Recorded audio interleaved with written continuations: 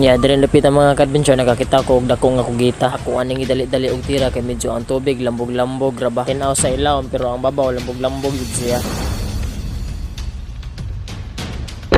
Timing pod kayo ni kagayon nga naatay kauban nga grabe pagka-alertuha. Ako asyang gisignalan kay ako ang padublahan. Kani ding higayon ang mga ka-adventure dapit ra pod ni sa nakuhaan niya og kugita. Una pa siyang nakakuha nako og kugita. Swerte pod kayo siya ning higayon ang mga ka-adventure kay duha jud ka bukong nakuha niya nga kugita. Nya dire dapit ang mga ka-adventure iyahan ang nadublahan pero wala pa gyud dayon namo nakuha ning kugitaha. Kay nahot na naman pod mi og hangin aw nagdungan pod mi og saka. Nya pag ikaduhang drop na mo mga ka-adventure mo to gawas na siya kuha na lang po dayon gibira dili kayo maklaro siya kay ang ata pwede pagkadaghana. Unya dako-dako na gid ko gitaha mga ka-adventure naabot gid siya og 2 ka kilo kapin pagtimbang sa amoa.